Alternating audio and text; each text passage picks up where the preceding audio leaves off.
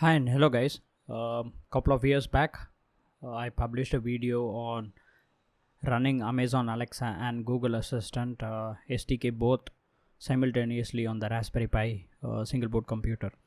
So the instructions have changed considerably over the years, and the project has gone through numerous iterations or updates. So I thought I would make an update to that video to help everyone out there. Okay. So first we'll start with creation of a project or a product in the Amazon Developer Console. Use the link given in the description of this video and head over to the Amazon Developer Console. At the first instance, you'll be prompted to sign in or create an account with Amazon if you already don't have one. So after successfully signing in, you'll be taken to the Alexa Voice Service Developer Console. In that window, click on Manage Your Products. In this window here, click on Add New Product option. So in this window, first give your product a name. I would suggest you to name your product without any spaces in the naming convention, and then assign the product ID. If you have any doubts regarding the conventions, scroll over to the question mark symbol next to the parameter, which will give you the conventions or the rules that you need to follow while assigning these names. So after that is done, under your product type, select device with Alexa built-in. Will not be using a companion app, so choose no. And under product category, choose wireless speaker. And then for product description, write something sensible. And for the interaction method, choose hands-free. You can skip the image part, select no for the remaining options, and then click on next button. In the new window, click on create new profile. Give your security profile a name, and like I mentioned before, I would suggest you to use a name without any space just in case to be safe. Okay, so and then subsequently give your security profile a description as well. You can give whatever description that you want. After that, click on next. Click on the other devices and platforms tab and assign a client ID name. It can be whatever you want, and then click on generate ID. Click on the download button to download the config.json file which we need for the project. Okay, save it to a directory in your computer, and now after that select I agree to Amazon Developer Services Agreement and then choose finish. So this is all we need to do with reference to registering our product in Amazon Developer Console.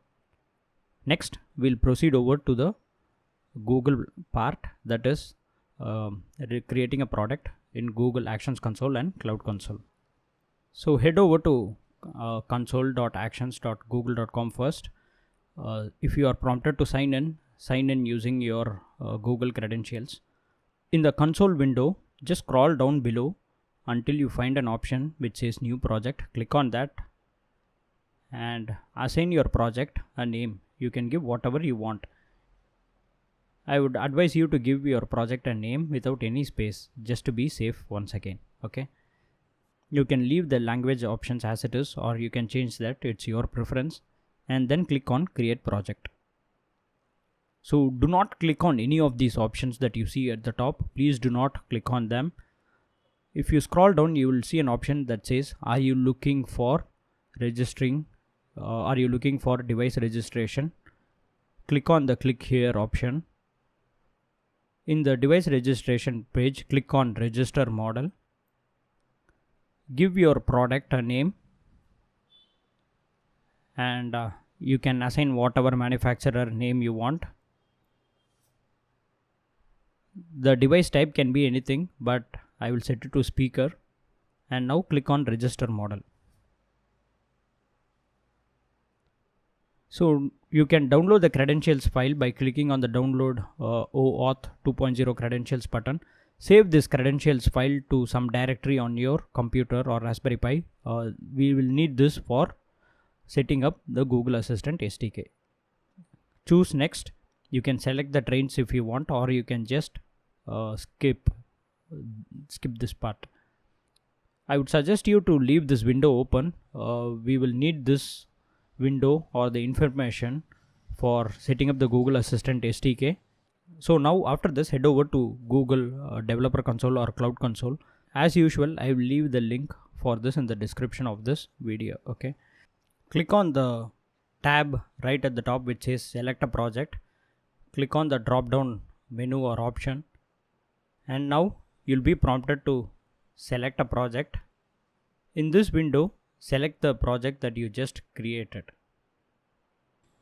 Now click on the library option on your left. In the search bar, type assist or assist, and immediately you should have the Google Assistant API option appear. Click on that and then choose enable. So after this, there are a couple of more steps. Please do not rush. Click on the hamburger icon on your top left, choose API and services, and then credentials. Right below, you should have an option which says OAuth consent screen. Click on that. The internal option is available only for G Suite users, so we are not one of them. So choose external and then choose create. If you just click on the user support email option, immediately your email ID should appear. Select your email ID. So you can leave the fields under the app domain option blank. You need not fill that. See, if you scroll down below, you will have a space that says developer contact information. Use the email address that you use to create the project. That will be the developer contact information. And now click on save and continue. You can leave this section blank. You need not touch anything over here. Proceed by clicking on save and continue. So all the information in this window is also optional. Choose save and continue. If you scroll down below, you should see a button which says back to dashboard. Click on that.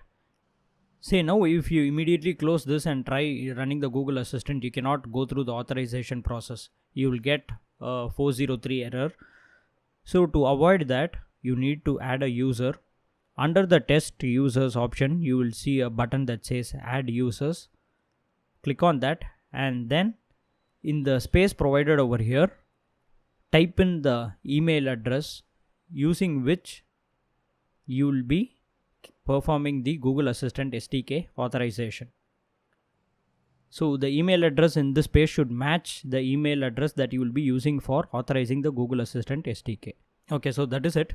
So that is how you set up your project in Google Actions Console and Cloud Console for Google Assistant SDK projects. So that is it. The preliminary configurations have been performed for both Amazon Alexa and the Google Assistant. So next step is to perform the actual installation of the assistants.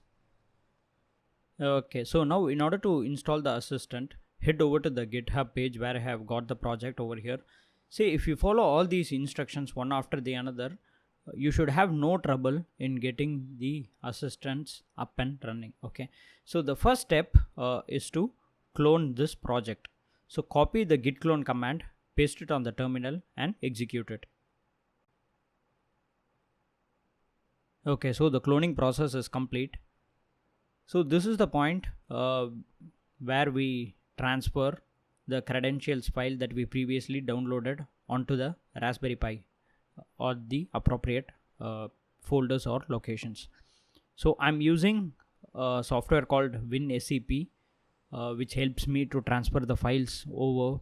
You can use this, or you can just use your thumb drive to copy the credentials files from your PC onto the Raspberry Pi. So copy the Google's credentials file and leave it in the home/pi directory, and then copy the Amazon Alexa config.json file and paste it on the assistants pi/Alexa directory. Okay, so now the files have been moved and transferred. See, if we take a look at the folders, here we have the Google Assistant credentials file, and if we quickly navigate into the Alexa folder, we can find the config.json file. Okay,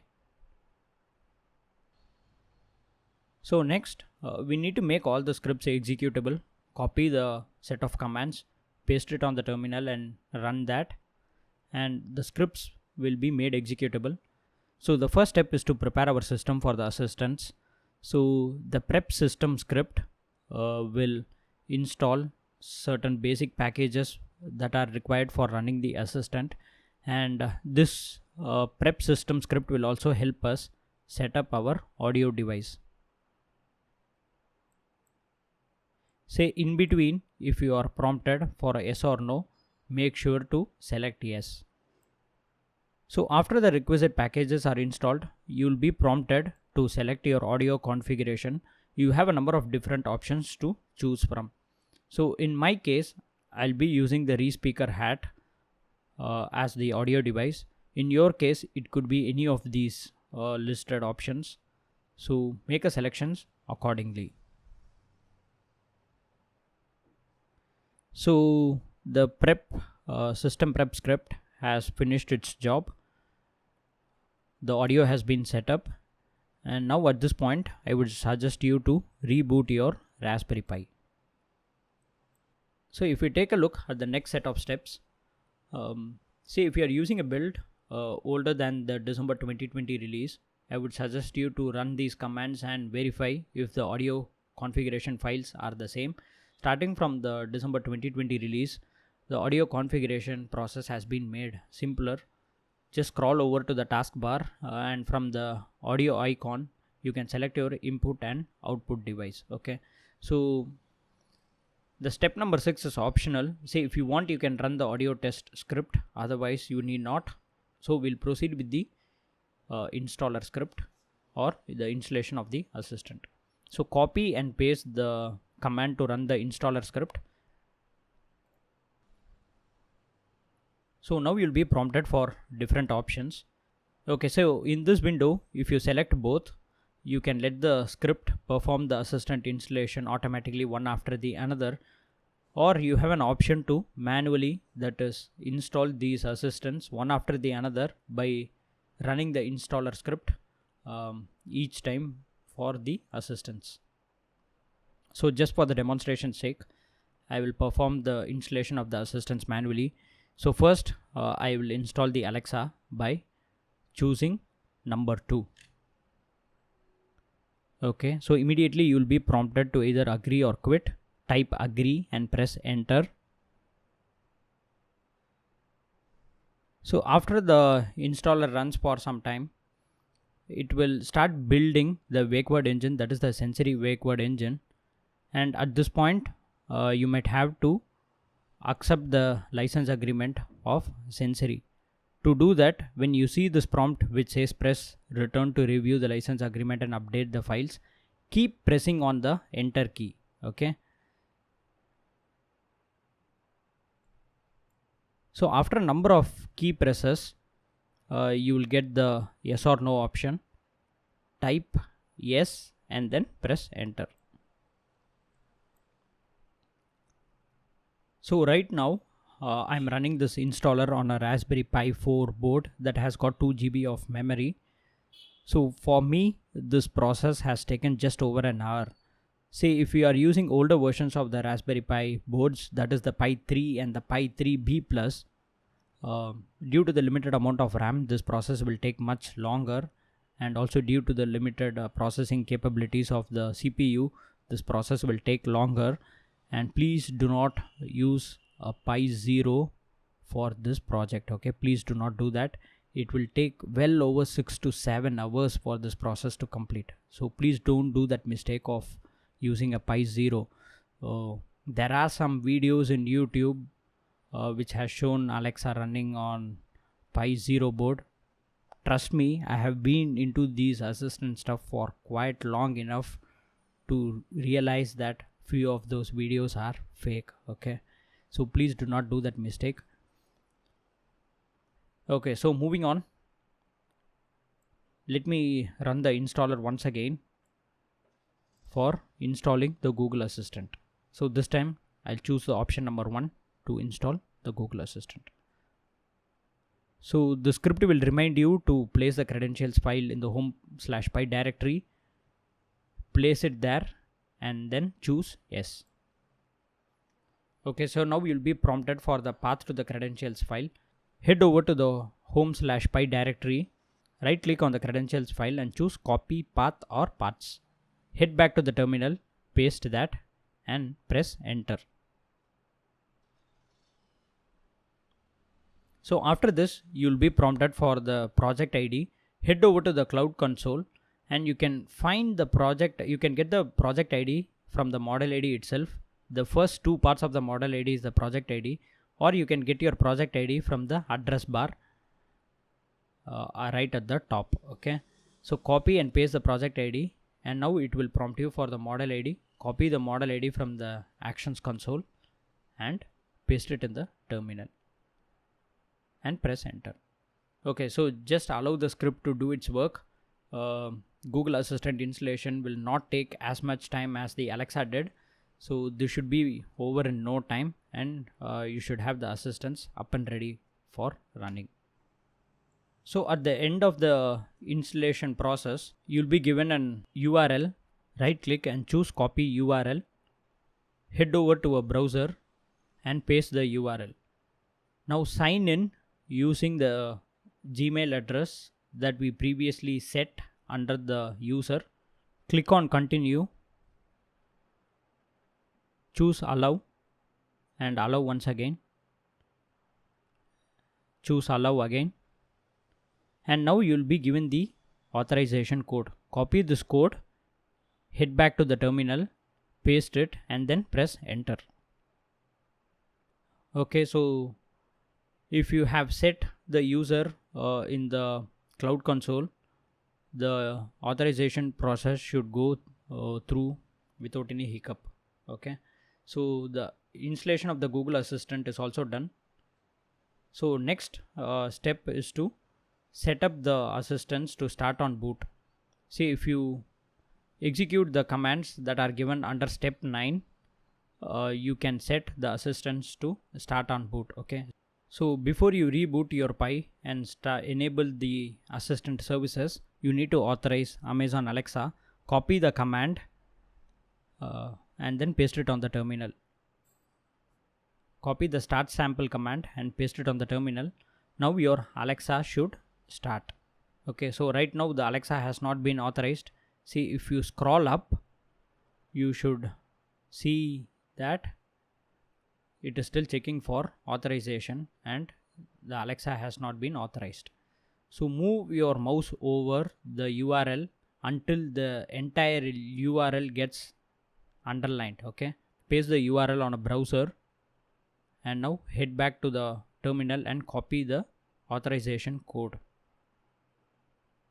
Sign in using your Amazon ID or credentials, and in this window, to register your device, paste the code and click on continue.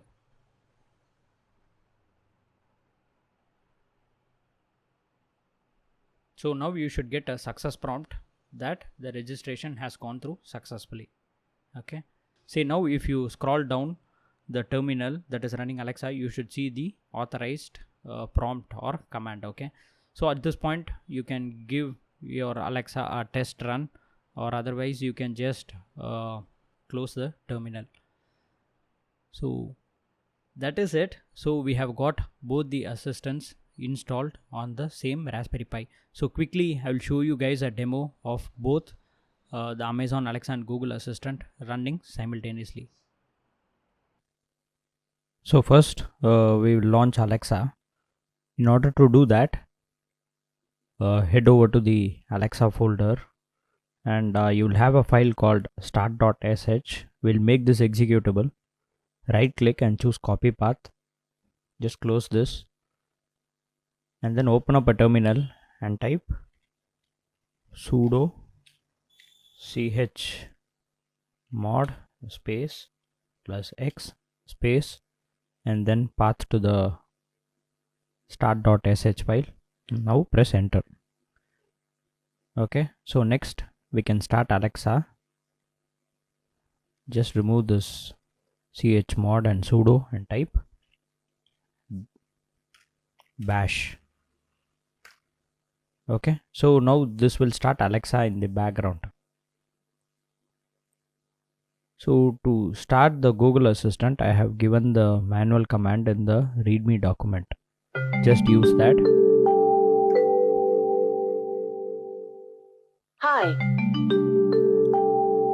So now we have got the Google Assistant Hi. up and running and Alexa also in the background. So let us give it a test run. Alexa, how is the weather in New York right now?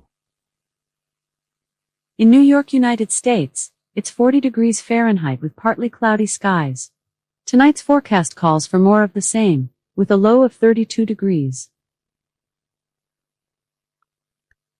Hey Google, what is the time in London now? The time in London, UK is 1:52 a.m. Alexa, how tall is Eiffel Tower? The Eiffel Tower is 980 feet tall. Hey Google, what is the height of the Eiffel Tower? The Eiffel Tower is 300 meters high.